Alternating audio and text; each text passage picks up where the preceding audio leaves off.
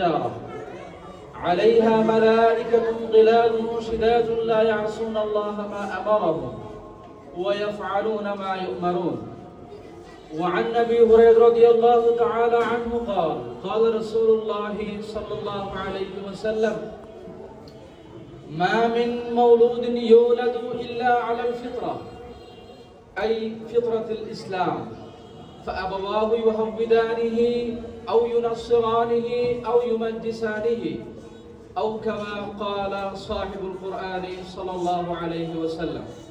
صدق الله العظيم وصدق رسوله النبي الحبيب الكريم، ونحن على ذلك لمن الشاهدين والشاكرين والحمد لله رب العالمين. আমি সর্বপ্রথম ওই সত্তার শুকরিয়া জ্ঞাপন করি যে সত্তা আমাদেরকে দুনিয়ার বিভিন্ন ঝামেলা থেকে মুক্ত করে অত্র প্রতিষ্ঠানের নুরানি বিভাগের পুরস্কার বিতরণী ও অভিভাবক সম্মেলনে উপস্থিত হওয়ার তৌফিক দান করেছেন। আমরা সকলেই অন্তরস্থল থেকে আল্লাহ পাকের শুকরিয়া জ্ঞাপন করি, আলহামদুলিল্লাহ। আসলে আল্লাহ পাক রব্বুল আলামিনের অসংখ্য নিয়ামতের ভিতর আমরা নিমজ্জিত। আমাদের মাথা থেকে পা পর্যন্ত, আমাদের ডানে বামে সব দিকে আল্লাহ পাকের নিয়ামত। এজন্য আল্লাহ পাক এক বাক্যের মধ্যে বলে দিয়েছেন, ওয়াইন তাউদ্দু নি'মাতাল্লাহি লা তুহসুহা। যদি আমরা আল্লাহ পাকের নিয়ামত গুনতে থাকি, গুনতে গুনতে গুনতে গুনতে আমার হায়াত শেষ হয়ে যাবে, আমি কবরে চলে যাব, দুনিয়া শেষ হয়ে যাবে, কিন্তু আল্লাহ পাকের নিয়ামত বলে শেষ করা যাবে না। ওই সমস্ত নিয়ামত থেকে আমি আপনাদের সামনে একটি নিয়ামতের কথা বলবো, তা হচ্ছে সন্তান সন্ততি। এই সন্তান এই পরিপূর্ণ আল্লাহ পাকের দান। আল্লাহ পাক বলে দিয়েছেন, ইয়াহাবু লিমান ইয়াশাউ ইনাথা ওয়া ইয়াহাবু লিমান ইয়াশাউ যুকুরা আও ইউযাওবিজুহুম যুকরানা ওয়া ইনাথা। আল্লাহ পাক সন্তান, এগুলো আল্লাহ পাকের নিয়ামত। এখন আল্লাহ পাকের নিয়ম হচ্ছে, যত নিয়ামত থাকবে প্রত্যেক নিয়ামতের সাথে সাথে ব্যবহার বিধি আল্লাহ পাক বলে দিয়েছেন। কোন নিয়ামতকে কিভাবে ব্যবহার করা হবে, কিভাবে ব্যবহার করলে ওই নিয়ামতের কৃতজ্ঞতা প্রকাশ করা হবে, এগুলো আল্লাহ পাক বলে দিয়েছেন। তাহলে সন্তান সন্ততির নিয়ামত আমরা কিভাবে ব্যবহার করব, এই নীতিমালা আল্লাহ পাক রব্বুল আলামিন কোরআন এবং হাদিসের মধ্যে বলে দিয়েছেন। যেমন আল্লাহ পাক রব্বুল আলামিন পৃথিবীতে ইসলামী শরিয়ায় দুইটি হক মুসলমানদের উপর আরোপ করেছে। এক নম্বর হক হচ্ছে হকুল্লাহ, দুই নম্বর হক হচ্ছে হকুল ইবাদ। আল্লাহর হক এবং বান্দার হক। আল্লাহর হকের ব্যাপারে ইসলামী আইন হচ্ছে, যদি কোনো ঘাটতি হয় ওই আল্লাহর হকের মধ্যে, তাহলে তওবা করলে বা আল্লাহ পাক নিজ রহমতে নিজ কৃপায় আমাদের ঘাটতিগুলো আল্লাহ পাক পূরণ করে আমাদেরকে হয়তো মাফ করে দিবেন, এটা আমরা আশাবাদী। কিন্তু শিরক, আল্লাহ পাকের হকের মধ্যে একমাত্র শিরক আল্লাহ পাক কোনোদিন ক্ষমা করবেন না, যা কোরআনের মধ্যে বর্ণিত রয়েছে। দুই নম্বর হক হচ্ছে হকুল ইবাদ। হকুল ইবাদের নীতিমালা হচ্ছে, যদি হকুল ইবাদে বান্দার হকের মধ্যে কোনো ঘাটতি হয়, আল্লাহ পাক রব্বুল আলামিনের নিয়ম নয়, আল্লাহ পাক মাফ করবেন না যতদিন পর্যন্ত যেই বান্দার হক লঙ্ঘন করা হয়েছে ওই বান্দা মাফ না করেন।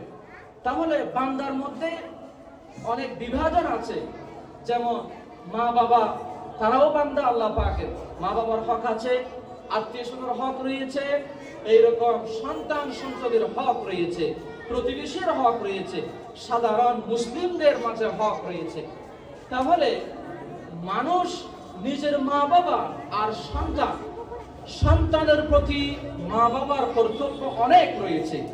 সেখানে দুটি দিক আছে, একটি হচ্ছে সাময়িক হক কর্তব্য, আরেকটি হক হচ্ছে এটা সারা জীবন থাকতে হবে, দুনিয়া থেকে নিয়ে কবর পর্যন্ত, শেষ নিঃশ্বাস ত্যাগ পর্যন্ত এই হক চলমান থাকবে। যেমন যেগুলো সাময়িক, যে বাচ্চা হওয়ার পূর্বে, নিজে বিয়ে করার পূর্বে একজন সৎ নারী বিয়ে করা, এটা হচ্ছে সন্তানের একটি হক, সাময়িক হক। তারপরে সন্তান হওয়ার পরে দুগ্ধপান করানো, এরকম আরো যেগুলো তাকে পরিচর্যা করার জন্য যেগুলো প্রয়োজন, সবগুলো হচ্ছে সাময়িক হক। আরেকটি হক রয়েছে যা মিনাল মাহদি ইলাল লাহদ, অর্থাৎ তুলনা থেকে কবর পর্যন্ত হক হচ্ছে তালিমুদ্দিন ওয়া হুসনুত তারবিয়া, অর্থাৎ ওই সন্তানকে দ্বীন ইসলাম শিক্ষা দেওয়া এবং তাকে ইসলামিক সভ্যতায় তাকে সভ্য করে গড়ে তোলা। এটি হচ্ছে ইসলামের একদম তুলনা থেকে কবর পর্যন্ত চলমান থাকবে এই হক, তালিমুদ্দিন, ইসলাম শিক্ষা দেওয়া। এখন দেখে আল্লাহ পাক রব্বুল আলামিন বলেন, হে ঈমানদারগণ, সূরা তাহরিমের 6 নম্বর আয়াত, 28 নম্বর পারা, 17 নম্বর পৃষ্ঠা আল্লাহ পাক বলেন, ইয়া আইয়ুহাল্লাযীনা আমানু কু আনফুসাকুম ওয়া আহলিকুম, হে ঈমানদারগণ, তোমরা নিজেদেরকে এবং তোমার পরিবারকে বাঁচাও। কোথা থেকে বাঁচাবে? নারা ওয়াকুদুহান নাস ওয়াল হিজারা, এমন আগুন থেকে যে আগুনের জ্বালানি হচ্ছে মানুষ এবং পাথর। আলাইহা মালাইকাতুন গিলাদুন শিদাদ, ওই জাহান্নামে আল্লাহ পাকের নিয়োজিত অনেক কঠোর এবং নির্মম ফেরেশতা আল্লাহ পাক সেখানে নিযুক্ত করে রেখেছেন। লা ইয়াসুনাল্লাহ মা আমারাহুম, তারা আল্লাহ পাক যে অর্ডার করেন, তারা যে হুকুমের প্রতি আদিষ্ট হয়, আল্লাহ পাক রব্বুল আলামিনের ওই অর্ডার পালনার্থে তারা কোনো ঘাটতি করে না, নাফরমানি করে না। ওয়া ইয়াফআলুনা মা ইউমারুন, তারা ওই কাজই করে যেই কাজের তাদেরকে আদেশ করা হয় এই ফেরেশতা। তাহলে দেখুন, পরিবারকে আমাদের উপর বাঁচানোর জন্য দায়িত্ব দেওয়া হয়েছে। হাদিসের মধ্যে আছে, বুখারী শরীফের হাদিস, কুল্লুকুম রাঈন ওয়া কুল্লুকুম মাসউলুন আন রাইয়াতিহি ওয়ার রাজুলু রাঈন ফি আহলিহি ওয়া মাসউলুন আন রাইয়াতিহি ওয়াল মারআতু রাঈয়াতুন ফি আহলিহা ওয়া মাসউলাতুন আন রাইয়াতিহা আও কামা ক্বালা রাসূলুল্লাহ সাল্লাল্লাহু আলাইহি ওয়াসাল্লাম। সংক্ষিপ্ত কথা হচ্ছে, ওই যে প্রত্যেক ব্যক্তি নিজ নিজ অবস্থান থেকে সে একজন দায়িত্বশীল, তার উপর কর্তব্য আছে। যেমন পরিবারের যে বাবা হবে, পিতা হবে, তার দায়িত্ব হচ্ছে তাদেরকে কন্ট্রোল করা, এবং মায়ের দায়িত্ব হচ্ছে তার আন্ডারে যত সন্তান সন্ততি আছে তাদেরকে কন্ট্রোল করা, এটি হচ্ছে মায়ের দায়িত্ব। তারপর দেখুন, আল্লাহ পাকের রাসূল করিম সাল্লাল্লাহু আলাইহি ওয়াসাল্লাম আরেক হাদিসের মধ্যে বলেন যে আল্লাহ পাক সৃষ্টিগতভাবেই বুখারী শরীফের 1385 নম্বর হাদিস, সৃষ্টিগতভাবেই আল্লাহ পাক সমস্ত মানুষকে ইসলামিক মেন্টালিটি, ইসলামের বুঝ ব্যবস্থা দিয়ে আল্লাহ পাক সৃষ্টি করেছেন। পরিশেষে কি হয়? সে আস্তে আস্তে বড় হয়। বড় হওয়ার সময় তার মা বাবা তাকে হয়তো অন্য জায়গায় নিয়ে যায়, হয় তাকে প্রকৃত মুসলিম বানায়, না হয় তাকে নাসরা বানায়, না হয় তাকে অগ্নি পূজক বানায়, কাফের বানায়। এটি হচ্ছে তার মা বাবার ভুলের কারণে। এজন্য কিয়ামত দিবসে যখন কাঠগড়ায় দাঁড় করানো হবে, সূরা হামিম আস-সাজদার মধ্যে রয়েছে 29 নম্বর আয়াত, আল্লাহ পাক রব্বুল আলামিন বলেন, وقال الذين كفروا ربنا أرنا الذين أضلانا من الجن والإنس, তারা বলবে, যারা কাফের, যাদের জন্য জাহান্নাম বাধ্যতামূলক, তারা আল্লাহ পাকের কাঠগড়ায় দাঁড়িয়ে বলবে, ও আল্লাহ রব্বানা, হে আমাদের প্রতিপালক, ওই দুই ব্যক্তি যারা জিন্নাত এবং মানব এবং দানব থেকে, আমার মা বাবা হোক, আমার উপস্থাপন অন্য কেউ হোক, আমার নেতা হোক, সবাই বিরুদ্ধে তারা বলবে, আরিনাল্লাযীনা আদাল্লানা, যারা আমাদেরকে পথভ্রষ্ট করেছে, গুমরাহ করেছে, ও আল্লাহ আজকে তাদেরকে আপনি আমার সামনে আনুন, আমাদের সামনে উপস্থিত করুন। কেন? নাজআলহুমা তাহতা আকদামিনা লিয়াকুনা মিনাল আসফালিন, যে আমরা আমাদের পায়ে পদধরিত করে তাদেরকে যেন চরম পর্যায়ের লাঞ্ছনা স্বীকার করতে পারি। এই যে এই আবেদন, এই বিচার তারা আল্লাহ পাকের দরবারে উত্থাপন করবে। এজন্য এই একটা মাদ্রাসা, এই একটা দ্বীনি শিক্ষা প্রতিষ্ঠান একটি এলাকার জন্য, একটি সমাজের জন্য, একটি সভ্যতার জন্য, একটি রাষ্ট্রের জন্য কত মহৎ, কত গুরুত্বপূর্ণ একটি প্রতিষ্ঠান এই ইসলামিক শিক্ষা নিকেতন। এজন্য এই আমাদের মাদ্রাসা 3-4 বিভাগ দিয়ে গঠিত, যে নাজরা বিভাগ, হেফজ বিভাগ, নুরানি বিভাগ, মাদ্রাসা বিভাগ। এই 4 বিভাগ নিয়ে আমাদের প্রতিষ্ঠানটি গঠিত। অনেক ছাত্র এই প্রতিষ্ঠানে রয়েছে, প্রায় 1200 মতো ছাত্র সব মিলিয়ে। তারপরে 30 জন মতো শিক্ষক আমাদের এই মাদ্রাসায় রয়েছে। এখন এই মাদ্রাসা যদি না থাকে, এই মাদ্রাসা না থাকলে আমরা ঈমান হারাবো।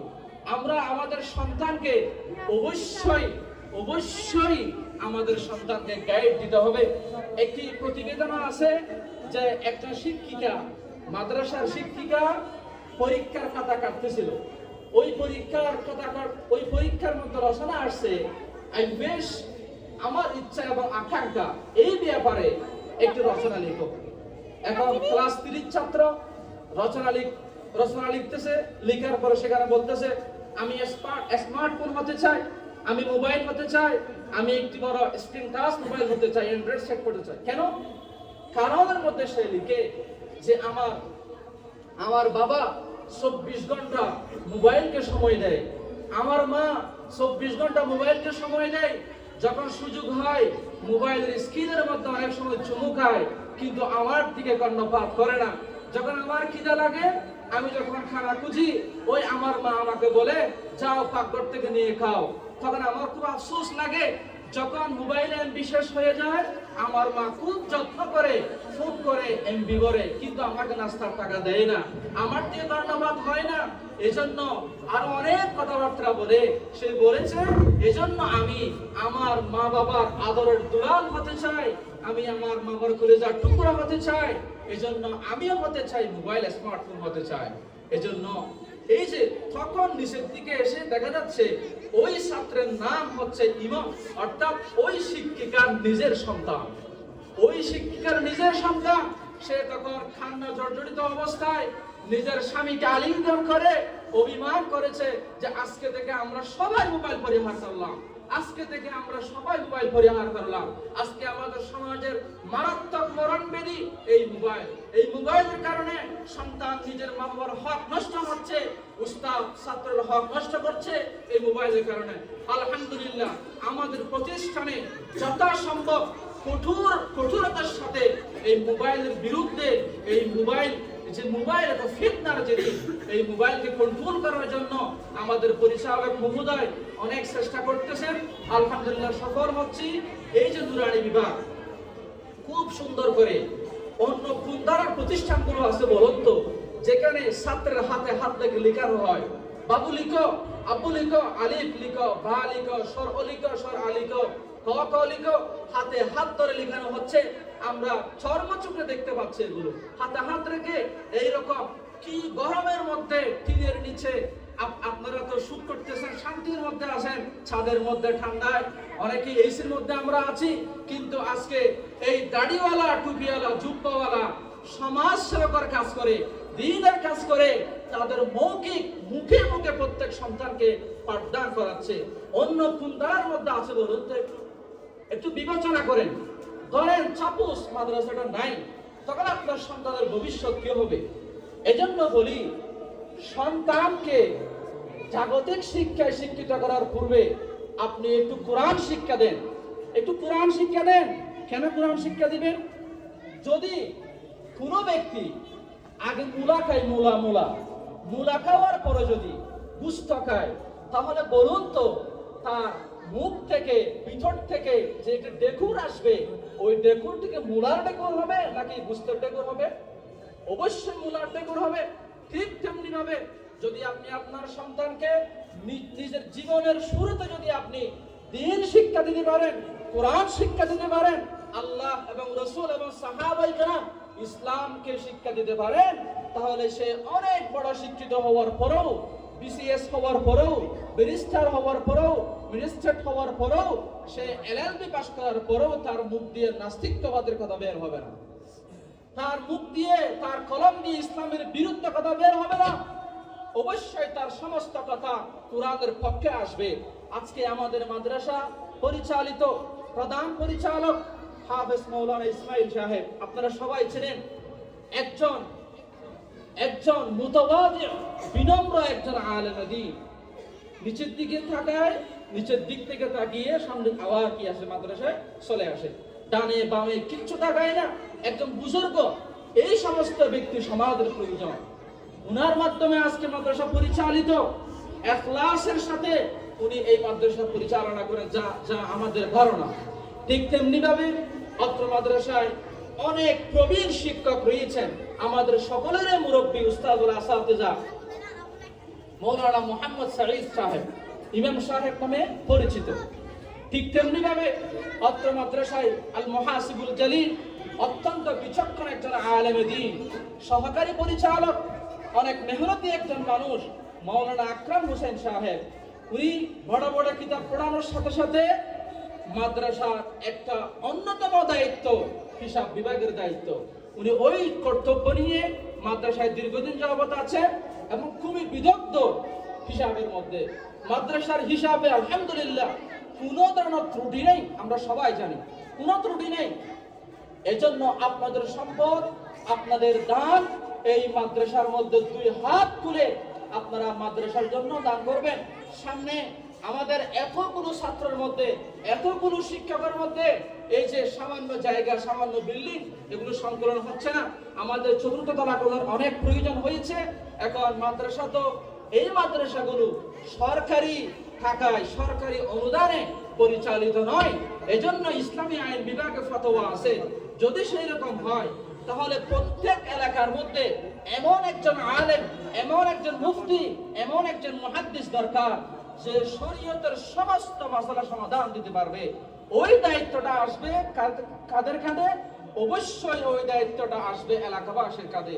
যদি কেউ দায়িত্ব আদায় না করে তাহলে সবাই গুনাহগার হবে।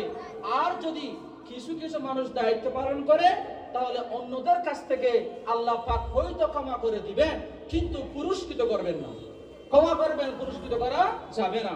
এজন্য সম্মানিত অভিভাবকগণ, মেহমানবৃন্দ, আল্লাহর ওয়াস্তে নাজাতের উদ্দেশ্যে আপনার সন্তানকে দ্বীনি শিক্ষায় শিক্ষিত করে অত্র বিভাগের নুরানি বিভাগের প্রধান, অত্র মাদ্রাসা নুরানি বিভাগের প্রধান হযরত মাওলানা নজরুল ইসলাম সাহেব দীর্ঘদিনের দায়িত্বশীল, অনেক সুন্দরভাবে অত্র মাদ্রাসা নুরানি বিভাগ পরিচালনা করার আল্লাহ পাক তৌফিক দান করেছেন। আমরা দোয়া করি আল্লাহ পাক যেন এখন থেকে মওত পর্যন্ত, মৃত্যু পর্যন্ত তাকে ওই কাজের মধ্যে সফলভাবে নিয়োজিত রেখে ইসলামের খেদমত করার তৌফিক দান করুন। আমিন। ওয়া আখিরু দাওয়ানা আলহামদুলিল্লাহি রাব্বিল আলামিন। আসসালামু আলাইকুম ওয়া রাহমাতুল্লাহি ওয়া বারাকাতুহু।